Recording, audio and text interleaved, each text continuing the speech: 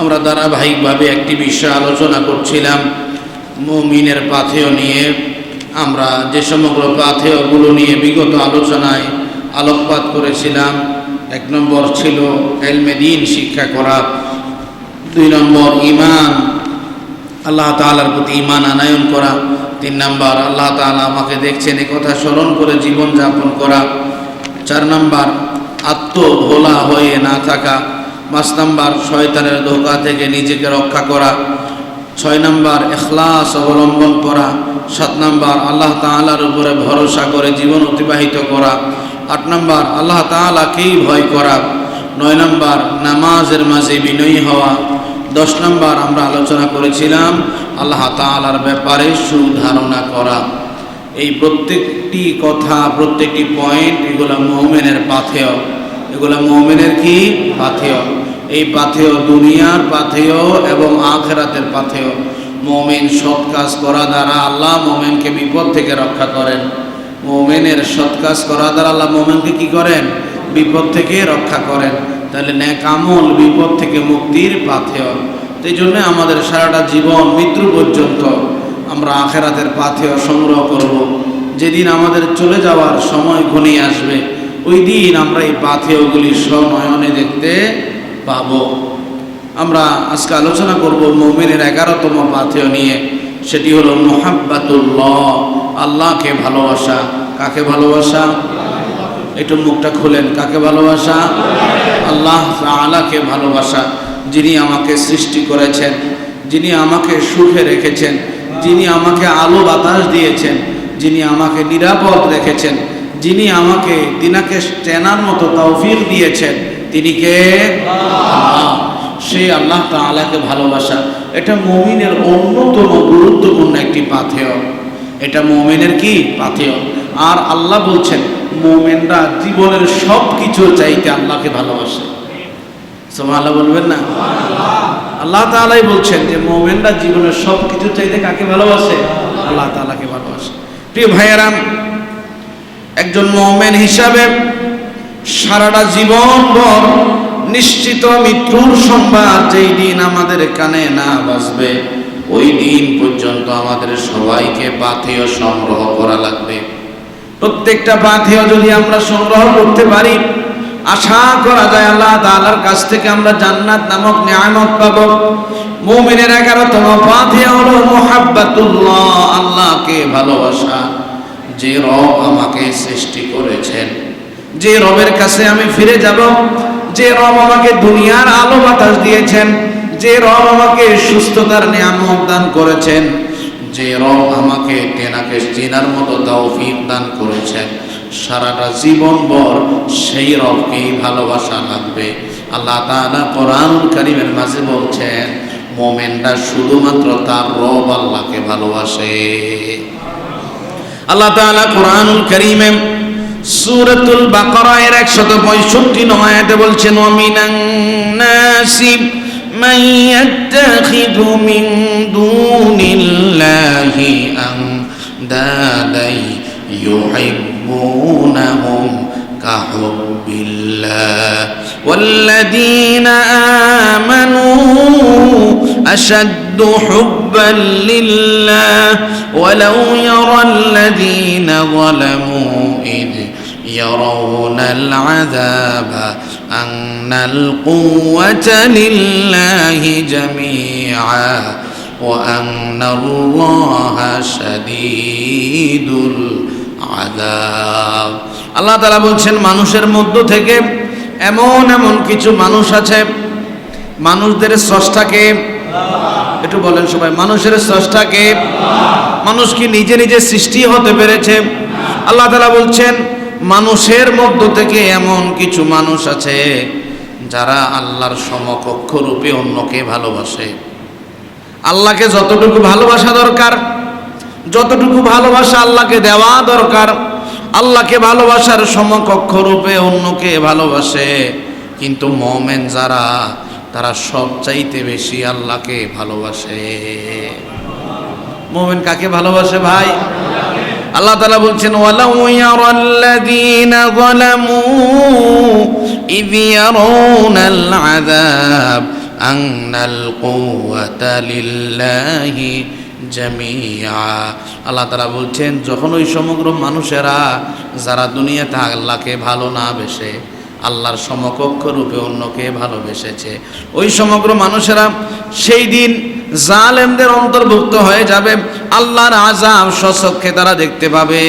সেই দিন তারা এই কথা বলবে যে আল্লাহর আযাব, আল্লাহর শক্তি সবচাইতে বড়। সমগ্র মুমিনেরা আল্লাহ তাআলাকে ভালোবাসবে। আল্লাহ তাআলা বলছেন তোমাদের ভালোবাসার প্রমাণ হবে আমার রাসূলের আনুগত্য দিয়ে। যদি আমার ভালোবাসা চাও আর আমার রাসূলকে আনুগত্য করে জীবন অতিবাহিত করো, তাহলে আমি আল্লাহ তাআলা বলছি এটা তোমাদের জন্য কত বিশাল বড় পাথেয় হবে। বিনিময়ে আমি আল্লাহ তাআলা তোমাদের পূর্বের জীবনের সবগুলা গুনাহকে মাফ করে দেব। আল্লাহ তাআলা কোরআনুল কারীমে সূরাতু আলে ইমরানের 31 নং আয়াতে বলছেন কুল ইন কুনতুম তুহিব্বুনাল্লাহা ফাত্তাবিউনি ইউহিব্বুকুমুল্লাহ ওয়া ইয়াগফির লাকুম যুনুবাকুম ওয়াল্লাহু গফুরুর রহিম। আল্লাহ তাআলা বলছেন হে রাসূল আপনি বলে দেন, আল্লাহ বলছেন হে রাসূল আপনি বলে দেন এই কথাটা, নবী বলে দেন এই কথাটা। আল্লাহ নির্দেশ দিয়েছেন তার রাসূলকে আপনি বলেন। কাদেরকে বলবেন? আমাদেরকে, আপনার উম্মতদেরকে বলে দেন তোমরা যদি আল্লাহর ভালোবাসা চাও, আল্লাহ বলেছেন মুমিনরা আল্লাহকে ভালোবাসে, ও আমার উম্মতেরা তোমরা যদি আল্লাহর ভালোবাসা চাও তাহলে আমি নবীর জীবন আদর্শ মেনে নাও। আল্লাহ বিনিময়ে তোমাদের জীবনে যতগুলা গুনাহ হয়েছে আল্লাহ ক্ষমা করে দেবেন। নিশ্চয়ই আল্লাহ ক্ষমাশীল এবং দয়ালু। আপনি যদি ইমানদার দাবি করেন আপনি আল্লাহকে সবচাইতে বেশি ভালোবাসবেন।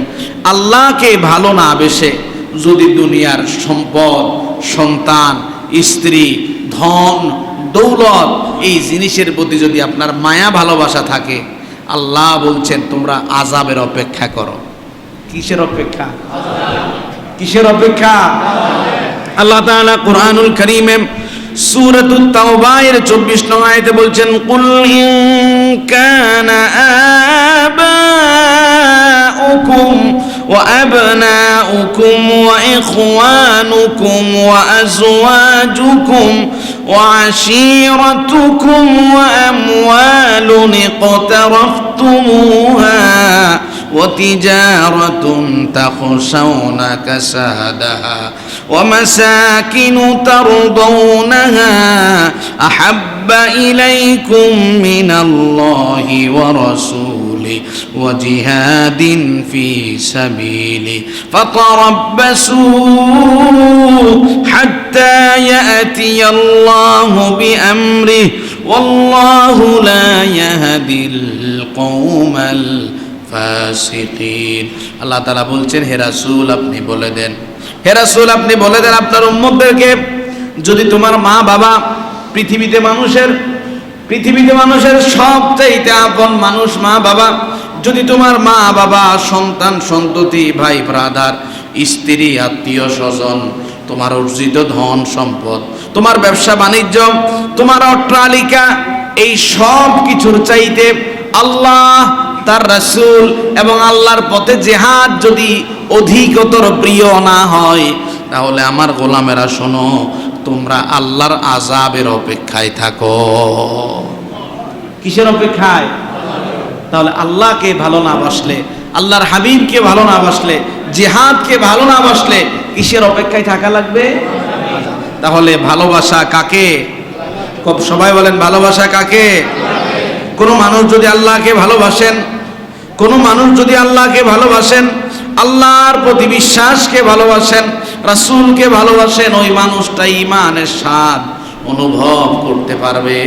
আল্লাহর হাবিব সাল্লাল্লাহু আলাইহি সাল্লামের সাহাবী হযরত আনাস ইবনে মালিক রাদিয়াল্লাহু আনহু হাদিস বর্ণনা করেন, সহিহ বুখারী শরীফের হাদিস। রাসূল করিম সাল্লাল্লাহু আলাইহি ওয়াসাল্লাম বলছেন সালাসুন মান কুন্না ফীহি ওয়াজাদা হালাওয়াতাল ঈমান। কোন মানুষের মাঝে যদি তিনটা গুণ থাকে, মনোযোগ আছে আপনাদের? মনোযোগ আছে? এমনি সাউন্ডের অবস্থা খারাপ, যদি আপনাদের অবস্থাটা খারাপ হয় আজকের এই মজমা আল্লাহর কাছে কবুল হবে না। আল্লাহর কাছে কি হবে না? কবুল হবে না। একটু মনোযোগ দেন। আপনি এখানে বসছেন, এখানে কার কথা হচ্ছে? কার কথা হচ্ছে? আপনি যদি অমনোযোগী হন, আল্লাহ নাখুশ হবে না? কথা আল্লাহ নাখুশ হবে না? এলমে দ্বীনের মজলিসের মাঝে এই জমিন থেকে আসমান পর্যন্ত রহমতের ফেরেশতা সারিবদ্ধ হয়ে দাঁড়িয়ে আছে। বিশ্বাস হয়? বিশ্বাস হয়? এই জন্য একটু মনোযোগ দেন। আল্লাহর হাবিব সাল্লাল্লাহু আলাইহি সাল্লাম বলেন, যার কাছে 3টা গুণ থাকবে ওই মানুষটা ঈমানের স্বাদ অনুভব করবে, ঈমানের ঘ্রাণ অনুভব করতে পারবে। আতরের যেরকম একটা ঘ্রাণ থাকে, খাবারের যেরকম একটা স্বাদ থাকে, একজন মানুষের মাঝে যখন 3টা গুণ বিদ্যমান থাকে ওই মানুষটাও নিজের দিল থেকে ঈমানের স্বাদ অনুভব করে। 3টা গুণ কি কি? আইয়াকুন আল্লাহ ওয়া রাসূলুহু আহাব্বা ইলাইহি মিম্মা সিওয়াহুমা, দুনিয়ার সব কিছুর চাইতে নিজের জানের চাইতেও আল্লাহ এবং তার রাসূলকে ভালোবাসবে যে ব্যক্তির মাঝে এই গুণটা আছে। ও আন্না ইউহিব্বাল মারআ লা ইউহিব্বুহু ইল্লাল্লাহ, একজন মানুষ আরেকজন মানুষকে মহব্বত করে একমাত্র আল্লাহর খুশির জন্য, এই গুণটা যদি কারো কাছে থাকে। ও আইয়াকরাহা আইয়াউদা ফিল কুফরি কামা ইয়াকরাহু আইয়ুকযাফা ফিন নার, কোন মানুষ ঈমান এনেছে আবার কুফরের দিকে ফিরে যাওয়াকে এমন অপছন্দ করে, জ্বলন্ত অগ্নিকাণ্ডের মাঝে নিক্ষিপ্ত হওয়াকে যেরকম অপছন্দ করে, ঈমান থেকে ফিরে যাওয়াকে ওই রকম অপছন্দ করে। এই 3 গুণ যার মাঝে থাকবে আল্লাহর নবী বললেন ওই মানুষটা ঈমানের স্বাদ, ঈমানের ঘ্রাণ নিজের দিলে অনুভব করবে। অন্য হাদিসে উল্লেখ করা হয়েছে, আপনি যে আল্লাহকে ভালোবাসেন, আল্লাহ বলেছেন বাস্তবতা আপনার নিজের জীবনের মাঝে পরিলক্ষিত হওয়া লাগবে। সত্যি সত্যি যদি আপনি আল্লাহকে ভালোবাসেন, শুধুমাত্র নিজের 2টা ঠোঁট দিয়ে নয়, দিল দিয়ে, নিজের কর্মে বাস্তবায়নের মধ্য দিয়ে। আল্লাহর নবী বলেন সমগ্র পৃথিবীর মানুষকে আল্লাহর পক্ষ থেকে এলান করে দেওয়া হয়, ও আমার সৃষ্টিকুলেরা অমুক জমিনের অমুক বান্দাকে আমি ভালোবাসি, তোমরা সবাই তাকে ভালোবাসো। এলান কোথায় হয়? কোন কায়নাতের মাঝে এলান হয়? আপনি এই এলাকার মানুষ, আপনি হয়তো একজন ঠেলাওয়ালা, একজন সিএনজি ড্রাইভার, একজন রাজমিস্ত্রি, একজন ফল ব্যবসায়ী, একজন সবজি ব্যবসায়ী, একজন জমিদার, সাধারণ কোনো মানুষ আপনি হতে পারেন, কিন্তু আপনার দিলের মাঝে কার মহব্বত থাকলে, একটু চিৎকার করে কার মহব্বত? আল্লাহর মহব্বত থাকলে আসমান জমিনের সমগ্র কুল কায়নাত আপনাকে ভালোবাসে। হাদিস শরীফে উল্লেখ করা হয়েছে, হযরত আবু হুরায়রা রাদিয়াল্লাহু আনহু হাদিস বর্ণনা করেন, সহিহ বুখারী শরীফের হাদিস। রাসূল করিম সাল্লাল্লাহু আলাইহি ওয়াসাল্লাম বলেন, ইযা আহাব্বাল্লাহু আবদা, আল্লাহ যখন কোনো বান্দাকে ভালোবাসে, কে ভালোবাসে? এই ভাই মনোযোগ আছে? যে ভালোবাসাটা কে ভালোবাসতেছেন? ইযা আহাব্বাল্লাহু আবদা, আল্লাহ যখন কোনো বান্দাকে ভালোবাসে, নাদা জিবরিল, আল্লাহ নিজেই জিবরিলকে ডাক দেন, ইন্নাল্লাহা ইউহিব্বু ফুলান, ও জিবরিল শোনো শোনো, আমি আল্লাহ ওই বান্দাকে ভালোবাসি, জমিনের মাঝে অমুক এলাকায় অমুক গ্রামে অমুক জনপদে একজন বান্দা আছে, আমি বান্দাটাকে ভালোবাসি, জিবরিল শোনো। ফা উহিব্বু, সুতরাং জিবরিল তুমিও তাকে ভালোবাসো। ফা ইউহিব্বুহু জিবরিল, নবীজি বলছেন এবার জিবরিল ওই বান্দাকে ভালোবাসতে শুরু করে। ফায়ুনাদি জিবরিল ফি আহলিস সামা, জিবরিল এবার সমগ্র আসমানের আহালদেরকে, আসমানের মাঝে যত আল্লাহর সৃষ্টিকুল আছে সব সৃষ্টিকুলকে এলান করে, ইন্নাল্লাহ ইউহিব্বু ফুলান, আল্লাহ অমুক বান্দাকে ভালোবাসেন, আমাকে জানিয়েছেন। ফা উহিব্বু, সুতরাং তোমরাও তাকে ভালোবাসো। ফায়ুহিব্বুহু আহলাস সামা, আসমানের মাঝে যত মাখলুক আছে সব মাখলুকও তখন আল্লাহকে ভালোবাসতে শুরু করে। সব মাখলুক ওই বান্দাকে ভালোবাসা দেয়। সমগ্র আসমানের অধিবাসীরা যখন তাকে ভালোবাসে, জিবরিল তখন তাকে ভালোবাসে। নবীজি বলছেন, সুম্মা ইউদাউ লাহু আল কবুলু ফি আহলিল আরদ, সে যে জমিনের মাঝে বসবাস করে সমগ্র মানুষের দিলের মাঝে আল্লাহ তার প্রতি একটা ভালোবাসা তৈরি করে দেয়। তাহলে একজন মালিকের ভালোবাসা পেলে আসমানের মাখলুকও ভালোবাসে, জমিনের মাখলুক আপনাকে ভালোবাসে। এই জন্য হযরতে দাউদ আলাইহিস সালাতু ওয়াস সালাম আল্লাহর ভালোবাসা পাওয়ার জন্য দোয়া করতেন। কেন আল্লাহর ভালোবাসার চাইতে দামি কোনো পাথেয় নাই। হযরত আবু দারদা রাদিয়াল্লাহু আনহু হাদিস বর্ণনা করেন, তিরমিজি শরীফের হাদিস। রাসূল করিম সাল্লাল্লাহু আলাইহি ওয়াসাল্লাম বলেন, কানা মিন দুআয়ে দাউদ আলাইহিস সালাতু ওয়াস সালাম, দাউদ নবী এই দোয়া সব সময় করতেন, আল্লাহুম্মা ইন্নী আসআলুকা হুব্বাক, আল্লাহ আমি তোমার ভালোবাসা চাই, ওয়া হুব্বা মান ইউহিব্বুক, যেই বান্দাটাকে তুমি ভালোবাসো ওই বান্দার ভালোবাসা চাই, ওয়াল আমালুল্লাযী ইউবাল্লিগুনি হুব্বাক, যে আমলগুলা করলে তোমার ভালোবাসা পাওয়া যায়, আল্লাহ আমাকে সেই আমলগুলা করার মতো তুমি তৌফিক দাও। আল্লাহুম্মা জাআল হুব্বাকা আহাব্বা ইলাইয়া মিন নাফসি ওয়া আহলি ওয়া মিনাল মাইল বারিদ, আল্লাহ তোমার ভালোবাসাটাকে আমার জানের চাইতে, আমার পরিবারের চাইতে, ঠান্ডা কোমল পানীয়ের চাইতো আমার দিলের মাঝে তুমি বেশি প্রিয় করে দাও।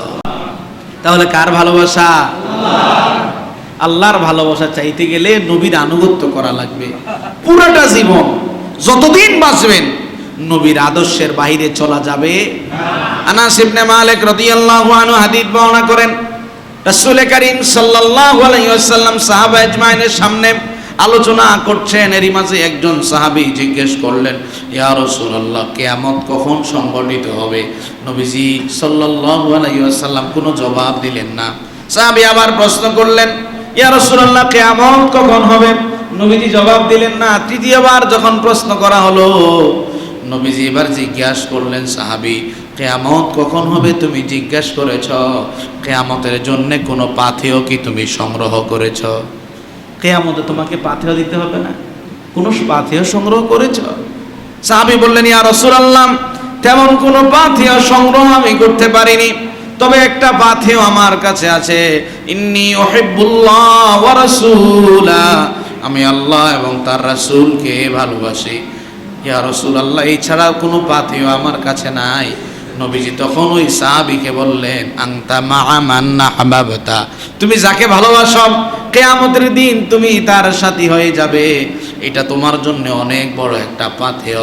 হযরত আনাস ইবনে মালিক রাদিয়াল্লাহু আনহু বললেন, এই কথা শোনার পরে আমি এত বেশি আনন্দিত হয়েছিলাম, আমি আনাসকে যদি গোটা দুনিয়া দিয়ে দেওয়া হতো এরপরেও আমি এত বেশি আনন্দিত হতাম না। কেননা আমি আনাসের আমল কম হতে পারে, কিন্তু আমি তো আল্লাহর হাবিবকে ভালোবাসি, আমি তো ওমরকে ভালোবাসি, আমি তো আবু বকরকে ভালোবাসি। কিয়ামতের ময়দানে ভালোবাসার কারণে তাদের সাথী হতে পারবো, এর চাইতে বড় নিয়ামত আমার জন্য কি হতে পারে? প্রিয় ভাইয়েরা, তাহলে আখিরাতের যে পাথেয়গুলি, মুমিনের যে পাথেয়গুলি নিয়ে আমরা আলোচনা করছিলাম, এই আলোচনার মধ্য থেকে 11 নম্বর পাথেয় হলো আল্লাহকে ভালোবাসা। কাকে ভালোবাসা? আমার কথাগুলা কি বুঝেন?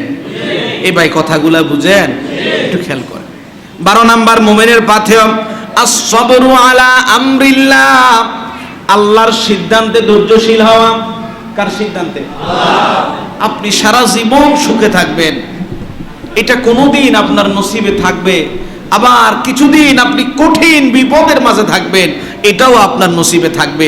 সুখে থাকাটাও আল্লাহর সিদ্ধান্ত, দুঃখে থাকাটাও আল্লাহর সিদ্ধান্তে রাজি খুশি থাকা। আল্লাহ আমাকে কেন বিপদ দিলেন, এই কথা বলা কোনোদিন মুমিনের পাথেয় হতে পারে? আল্লাহ বিপদ দিয়েছেন, আলহামদুলিল্লাহ, এটা বললে আপনি আখিরাতের পাথেয় অর্জন করলেন। আল্লাহ নিয়ামতে রেখেছেন, আলহামদুলিল্লাহ, এটা বলে আপনি আখিরাতের পাথেয় পেয়েছেন। সুবহানাল্লাহ বলবেন না? তাহলে মুমিন কার সিদ্ধান্তে ধৈর্যশীল হবে?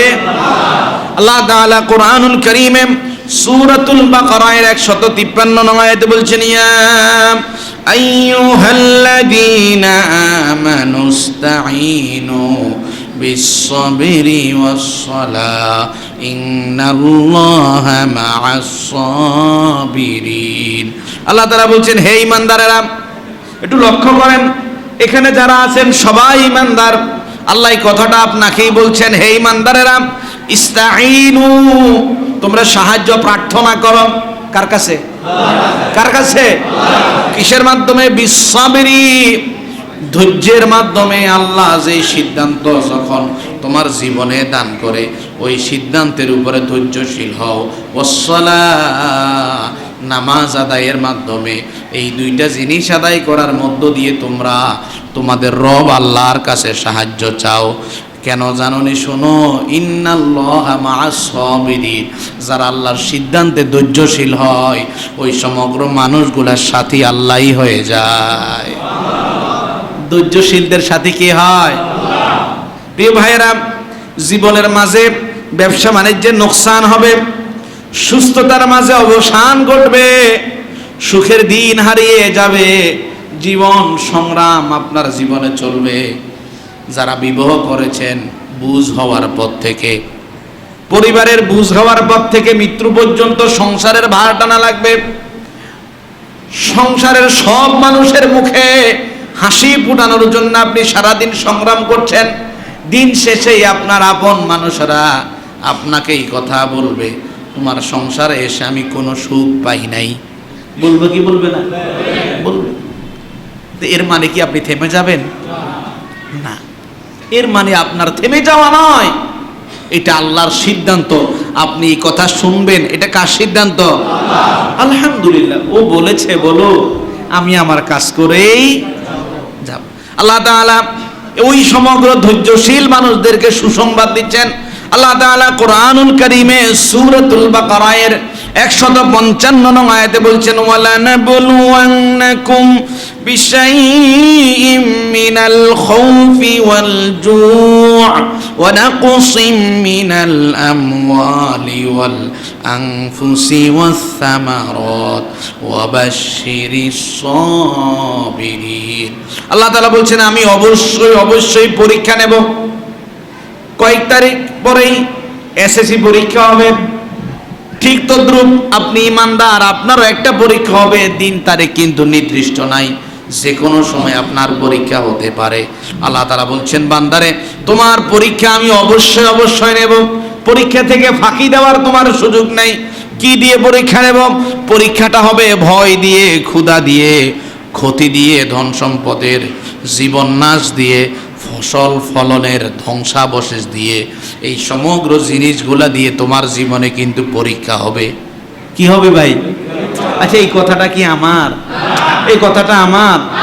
আল্লাহ বলছেন তোমার অবশ্যই পরীক্ষা হবে, জীবন দিয়ে, ক্ষুধা দিয়ে, ধন সম্পদে ক্ষতি দিয়ে, ফল ফসলের ক্ষয়ক্ষতি দিয়ে, জীবন নাশ হওয়ার সময় দিয়ে আল্লাহ তোমার পরীক্ষা নেবেন।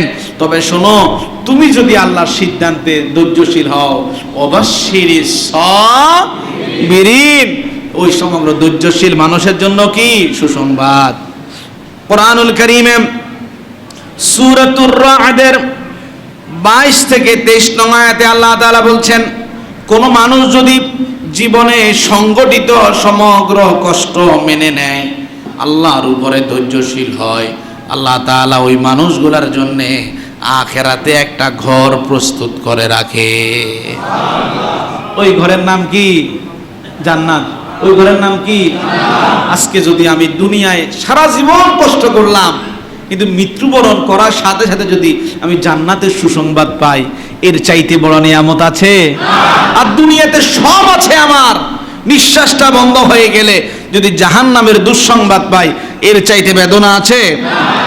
আল্লাহ তাআলা কোরআনুল কারীমে সূরাতুর রা'দের মাঝে বলছেন, ওয়াল্লাযীনা সাবারু ইবতিগা ওয়াজহি রাব্বিহিম ওয়া আকামুস সালাহ ওয়া আনফাকু মিম্মা রাযাকনাহুম সিররান ওয়া আলানিয়াহ ওয়া ইয়াদরাউনা বিল হাসানাতিস সাইয়্যিআহ উলাইকা লাহুম উকবাদ দার জান্নাতু আদনি ইয়াদখুলুনাহা ওয়া মান সালাহা মিন আবাইহিম ওয়া আজওয়াজিহিম ওয়া যুররিয়াতিহিম ওয়াল মালাইকাতু ইয়াদখুলুনা আলাইহিম মিন কুল্লি বাব।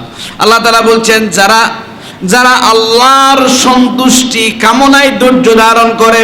কার সন্তুষ্টি? আমরা অনেকেই ধৈর্য ধারণ করতে পারি না। অনেকেই বলে এই কথা একে অপরকে যে তুমি কেমন মানুষ, পরিবারের মানুষ তোমাকে কষ্ট দেয়, তুমি প্রতিবাদ করতে পারো না। বলে কি বলে না? আপনার আরেকজন পাশের মানুষ, আপনার চাইতে তার অবস্থানটা ভালো, কিংবা বয়সে একজন মুরব্বী মানুষ আপনাকে একটা কথা বললো, আপনি চাইলে প্রতিবাদ করতে পারতেন, কিন্তু আপনি বললেন না, উনি মুরব্বী, বুঝে নাই, না বুঝার কারণে বলছে আর কি। এরকম হয় কি হয় না? তো আরেকজন বললো, আরে মেয়ে তুমি বেকুব, তুমি তো প্রতিবাদী মানুষ, না হলে মানুষ হওয়া যায় না। কিছু কিছু সময় খারাপ আচরণকে ভালো আচরণ দিয়ে প্রতিরোধ করতে হয়। খারাপ আচরণকে কি দিয়ে? ভালো আচরণ দিয়ে প্রতিরোধ করতে হয়। তাহলে কি বুঝলেন? রবের সন্তুষ্টির জন্য যারা কি করে? ধৈর্য ধারণ করে। সবাই বলেন, কার সন্তুষ্টির জন্য? কার সন্তুষ্টির জন্য? যারা রবের সন্তুষ্টির জন্য ধৈর্য ধারণ করে, নামাজ কায়েম করে, গোপনে এবং প্রকাশ্যে দান সাদাকা করে, মন্দকে ভালো দিয়ে প্রতিরোধ করে, এই চারটা গুণ যার মাঝে থাকবে, আল্লাহ ওই সমগ্র মানুষগুলোর জন্য আখিরাতের মাঝে একটা ঘর নির্ধারণ করে রেখেছে। ওই নির্ধারিত ঘরটা কি? জান্নাতু আদনি ইয়াদখুলুনাহা। আল্লাহ বললেন ওই জান্নাতের মাঝে সে নিজে প্রবেশ করবে, তার আপন মানুষ, নিজের স্ত্রী, সন্তান, আত্মীয় স্বজনদের মধ্য থেকে যারা নেককার, ওই সমগ্র মানুষগুলো তার সাথে ওই জান্নাতে প্রবেশ করবে।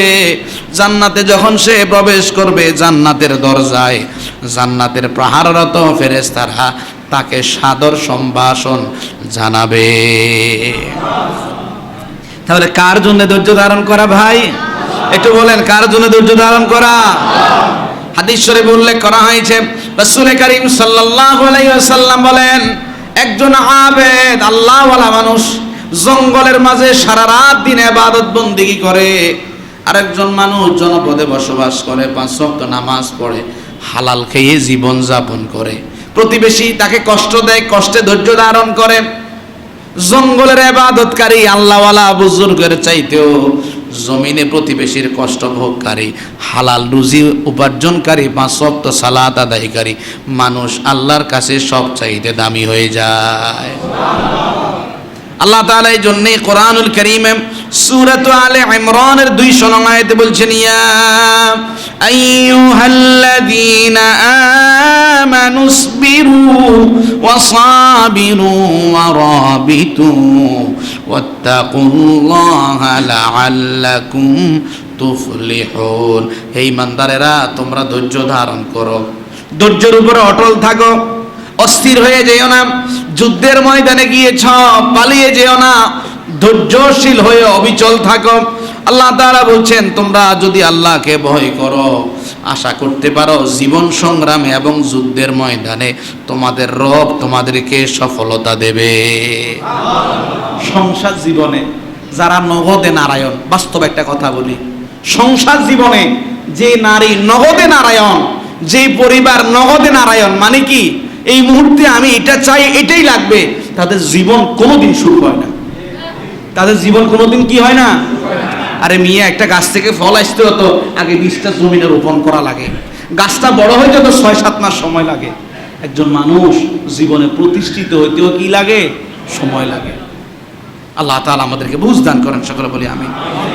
যে সমগ্র মানুষগুলা সবর নামক পাথি অর্জন করবে, ওই সমগ্র মানুষগুলা কিয়ামতের ময়দানে সৌভাগ্যবান মানুষদের কাতারের মধ্যে দণ্ডায়মান হবে।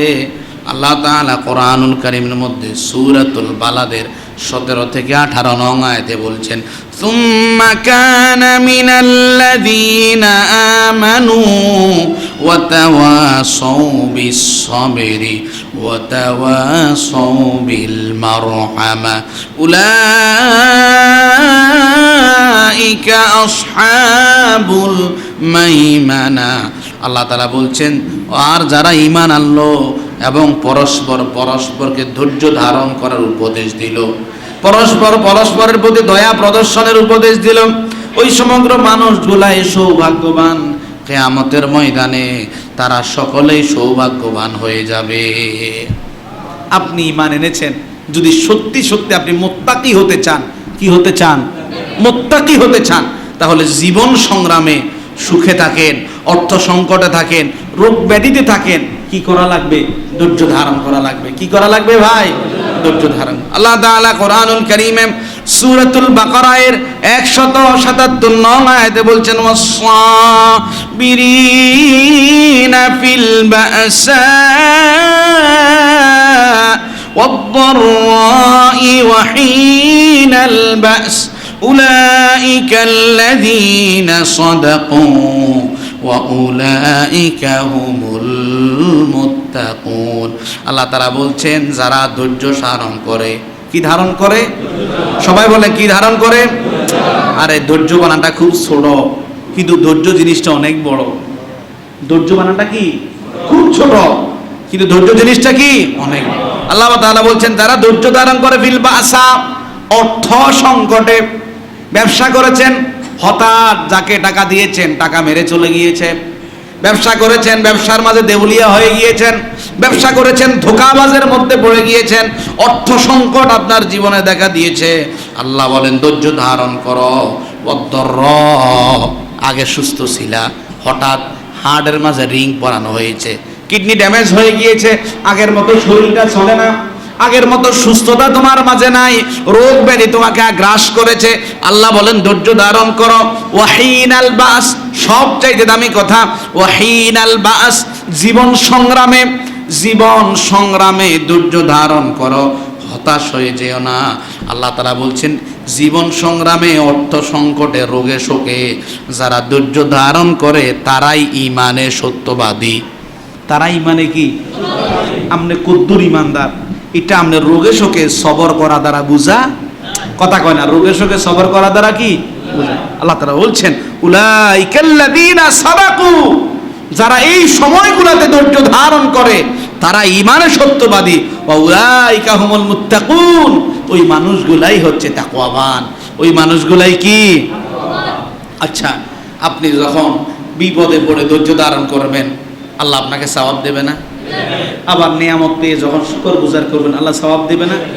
এই জিনিসটা মুমিন ছাড়া আর কারো নসিবে হয় না, এই জিনিসটা মুমিন ছাড়া আর কারো নসিবে হয় না।